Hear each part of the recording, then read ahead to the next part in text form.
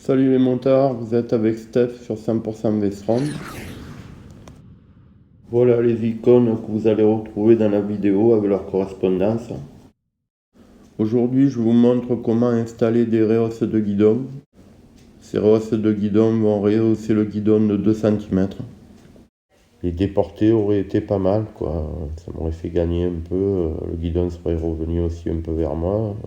Mais je pense que là, on rentrait un peu dans l'impossible sans changer la durite de frein.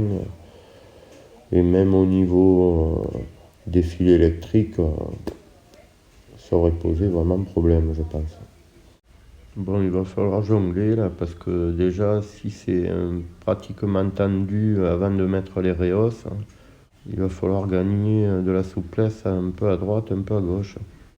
Là, on voit que le fil électrique, quand je tourne à droite, il se tend sur le guide. Donc c'est déjà limite avant de mettre les rehausses. Voilà, il y a ce petit collier là en bas, là, près du T de fourche là, inférieur gauche, qu'on va pouvoir faire glisser le long là, sur à peu près 4-5 cm.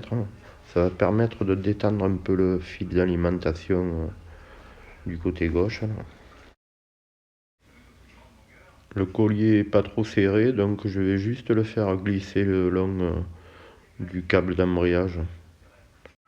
On peut aussi couper le collier Rislang et en remettre un après. Mais là, il y a un peu de jeu, donc autant le faire glisser. Voilà, on voit bien la différence maintenant. On voit que j'ai quand même gagné de la souplesse par rapport à avant. Le fil, il est moins tendu. Donc ce fil électrique, il va déjà peut-être nous faire gagner un petit centimètre. Par contre, le câble d'embrayage, lui, il ne va pas avoir de problème particulier. Il y a vraiment de la marge. Finalement, je le coupe, ce petit collier, ça va encore me faire gagner pas mal au niveau du câble qui va sur la poignée de gauche. C'est nécessaire, je le coupe. Là, il va pas falloir être timide, il va falloir gagner un peu à droite, un peu à gauche, vu que la rehausse fait quand même 2 cm. Du côté droit, on a la durite de frein, le fil électrique, les 2 câbles d'accélérateur. Bon, de ce côté, c'est pas la fête non plus. À part la durite, qu'en tordant un peu la patte en bas du T, on va un peu gagner, ça suffira parce que la durite, elle, qu'on tourne à droite ou à gauche, ça change rien. Parce qu'elle est fixée sur le T, donc elle bouge avec le guidon, donc ça change rien pour elle. Elle ne se tend pas. Mais elle va quand même être tendue par rapport à la rehausse de 2 cm. Bon, les câbles d'accélérateur, eux, il n'y a rien à faire non plus, à part de les changer et de les rallonger. Il n'y a rien à faire. En sachant que la poignée de gaz est bloquée à son emplacement parce qu'il y a un téton qui rentre dans le guidon qui l'empêche de la déplacer vers l'intérieur. Le fil électrique du côté droit qui passe dans le passe-fil, lui, il va falloir un peu aller le tirer plus bas là, contre le cadre là. En tirant un peu, le faisant glisser dans les colliers aussi, lui, de l'autre côté, on arrive à gagner un petit peu. Je débloque les pontets.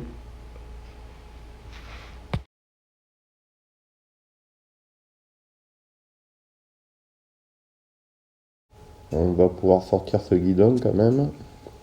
Donc je débloque complètement les pontets. Et je vais poser le guidon sur le réservoir que j'ai protégé avec une doudoune pour pas l'abîmer bien sûr. Que là c'est rassuré autrement.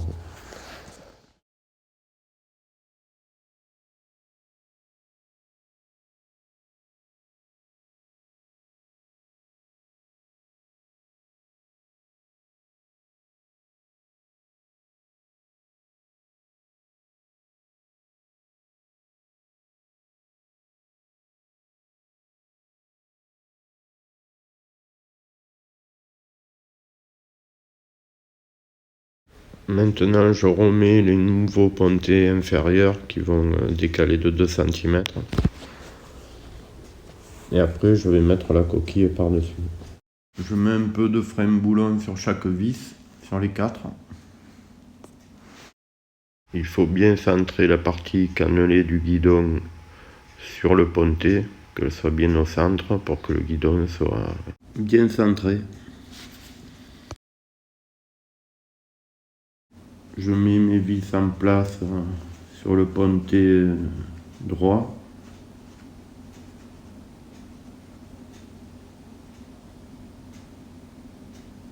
Maintenant je mets le gauche en place. Je fais de même avec le pontet de gauche.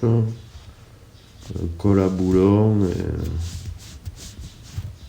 on remet les boulons.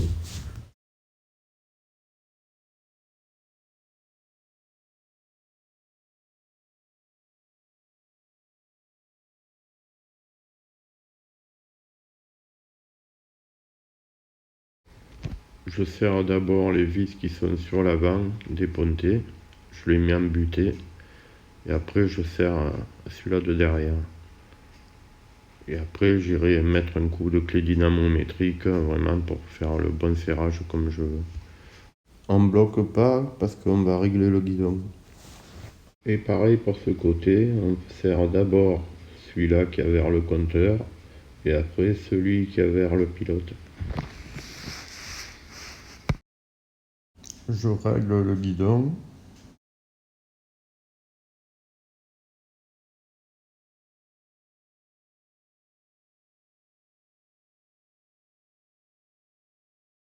Je bloque les vis.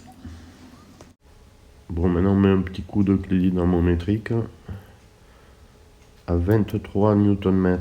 Il faut serrer. Donc d'abord l'avant, puisqu'on a approché d'abord l'avant, et puis après l'arrière.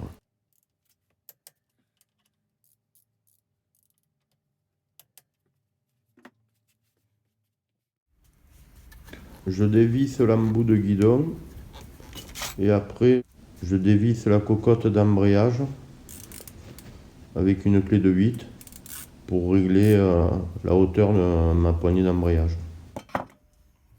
Je monte sur la moto pour faire mes réglages. Bon, pour bien régler ça, il faut que la main soit dans l'alignement du bras et que le poignet soit pas cassé, qu'il soit, voilà, qu'on ne voit pas de cassure, que tout soit bien à plat, qu'on a les mains posées sur le guidon et le bout des doigts posé sur le levier d'embrayage. En général, il faut que ça soit un peu plus bas, de toute façon, c'est pas à l'horizontale. Je veux le bloquer comme ça parce que c'est bon. Et il faudra faire l'autre côté, hein. J'ai pas fait la vidéo, mais c'est pareil de l'autre côté. C'est le même système, il faut que le levier de frein soit dans l'alignement du bras et du poignet. Un peu penché sur l'avant, ça oblige à décélérer quand on va aller freiner du frein avant. Je bloque les deux côtés avec une clé dynamométrique à 10 Nm. J'ai déplacé la fixation du frein avant de 2 cm vers l'intérieur. Ça a permis de gagner un peu pour la durite de frein.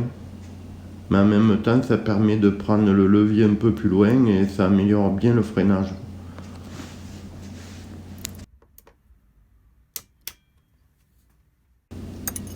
Maintenant, je vais resserrer les embouts de guidon. Et après, je mets un petit coup de tournevis.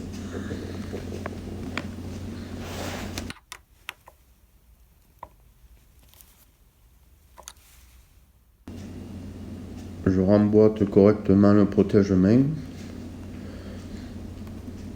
Je le serre et puis je mets un petit coup de tournevis derrière.